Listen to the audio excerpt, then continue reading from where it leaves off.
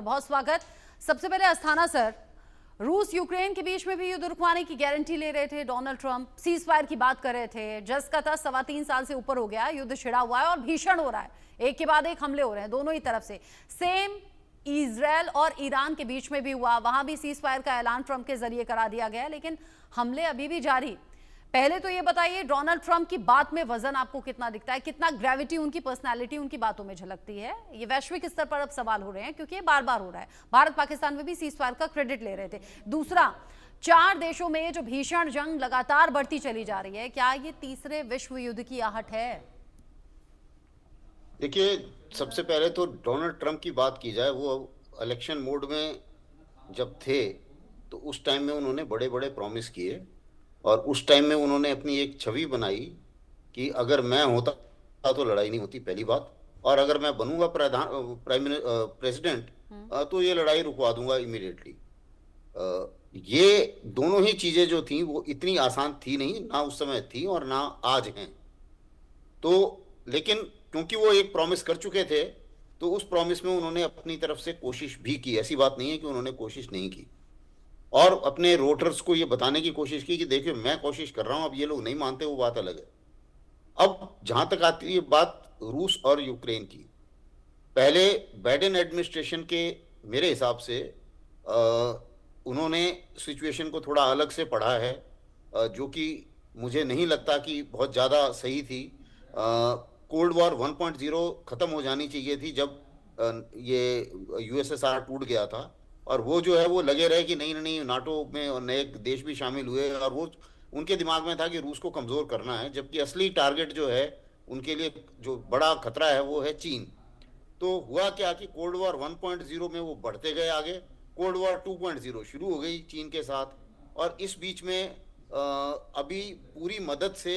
Ukraine खड़ा तो है अभी तक, लेकिन यूक्रेन के जीतने के कोई चांस नहीं है, ये पूरे वेस्ट को पता है और ये डोनाल्ड ट्रंप को भी पता है। और अब उन्हें लगता है कि यहां पर पैसा लगाने से मुझे कोई विशेष फायदा होने वाला नहीं, और अगर पीस हो जाती है तो वो सही हो जाएगा, क्योंकि मैं एक तो उनको नोबेल प्राइज का बड़ा उनको जुनून चढ़ा हुआ है कि ओबामा को पहले साल में मिल गया, मुझे अभी तक नहीं मिला, और उसने उसने सारी लड़ाइयाँ कराई, मैंने कोई लड़ाई नहीं करी, फिर भी मेरे को नहीं मिला, वगैरह वगैरह।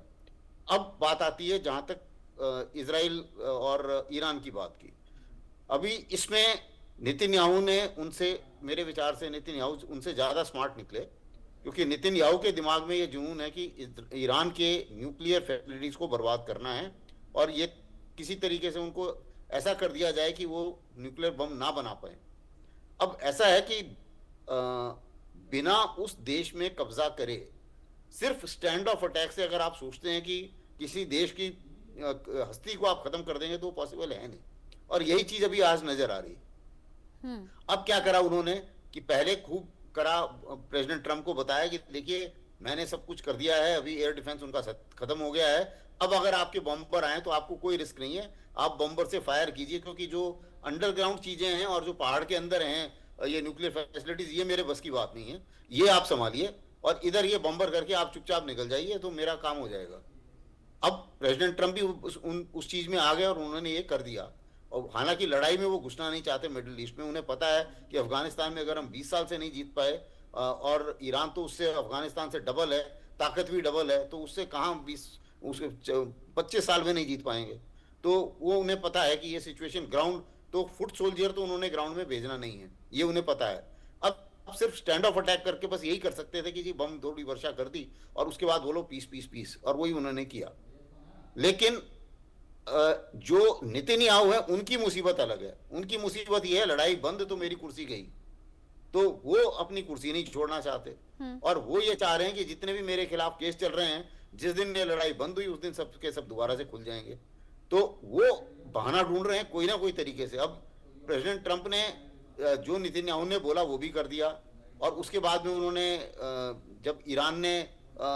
उनके बेस पर हमला करा, ये तो मेरे हिसाब से फिक्स्ड मैच था, क्योंकि पहले भी उन्होंने जब सुलेमानी को मारा था तो फिक्स्ड मैच के तौर पे एक अटैक किया था बेस के ऊपर, और उसके बाद में वहां भी कोई नुकसान नहीं हुआ, और उन्होंने बोल दिया कि जी अब हो गया हमारा बंद लड़ाई।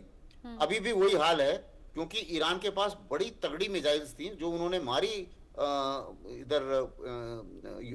कतर में, वो बहुत हल्की मिसाइल्स थी और टाइम दे के मारी हैं। उससे पहले कतर ने अपना एयर स्पेस बंद कर दिया था, तो सबको खबर थी। तो उसमें अब क्या है कि ईरान भी क्लेम कर सकता है कि जी देखिए, मैं 2 महाशक्तियों से लड़ गया, इजराइल से भी और अमेरिका से भी, और वो जश्न मनाएगा अभी लड़ाई का कि मैं जीत गया। नेतन्याहू तो खैर बोल ही रहे हैं कि हम जीत गए, देखो कितना मैंने बर्बाद कर दिया, सारे कमांडर उड़ा दिए। ट्रंप बोल रहे हैं कि देखो, मैंने आज तक किसी प्रेसिडेंट की हिम्मत नहीं हुई ईरान के ऊपर डायरेक्ट अटैक करने की, और उनके न्यूक्लियर बम को करने, वो मैंने करके दिखा दिया, और अब लेकिन मैं पीस भी चाहता हूं, तो मैं हट गया। लेकिन जो उनको एक क्रेडिट लेने की आदत पड़ी हुई है, वो सबके लिए अभी गले की घंटी बना हुआ है। हाँ। क्योंकि अब उन्होंने जो एक ट्वीट कर दिया, अब पता नहीं, भगवान जाने कि उन्होंने नेतन्याहू से सहमति ली थी या नहीं ली थी, और ईरान से सहमति ली थी या नहीं ली थी। लेकिन कहानी ये हुई है कि नेतन्याहू रुकने वाले हैं नहीं। उन्होंने उसके बाद में एकदम फिर से दोनों एक दूसरे को दोष दे रहे हैं कि जी उसने तोड़ा या मैंने तोड़ा,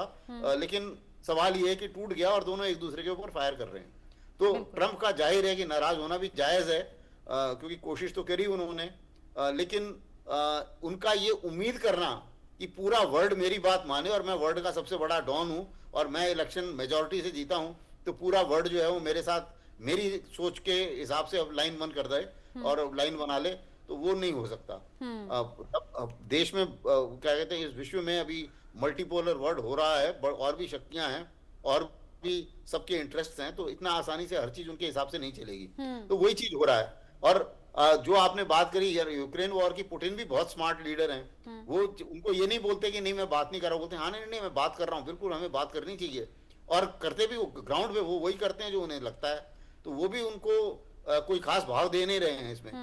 और उनको प्रेसिडेंट ट्रंप को ये रियलाइज करने में तकरीबन मेरे विचार से 3-4 महीने लग गए, मतलब जब से उन्होंने सत्ता संभाली है। अब शायद उन्हें कुछ रियलाइज हो रहा है कि पुतिन मेरी बात सुनने वाले नहीं है। तो और अपनी बात का फिर वजन भी हल्का होता है, वो ग्रेविटी जाती है टाइम के साथ साथ। अगर आप बड़े बड़े दावे वादे कर लें, हालांकि चुनाव के दौरान बड़े बड़े वादे किए गए कि हाँ युद्ध रोक देंगे या फिर ग्रेट अमेरिका फिर से अमेरिका बनेगा, ये तमाम वादे थे। इसमें रूस यूक्रेन का युद्ध रुकवाने का भी दावा था, गाजा में जो एक के बाद एक इजराइल अटैक कर रहा था, वहां भी वो सीज फायर की बात कर रहे थे। बातें सिर्फ कहते रहे, फिर इसी बीच भारत पाकिस्तान के बीच में भी सीज फायर का क्रेडिट ले लिया। डॉक्टर संदीप त्रिपाठी,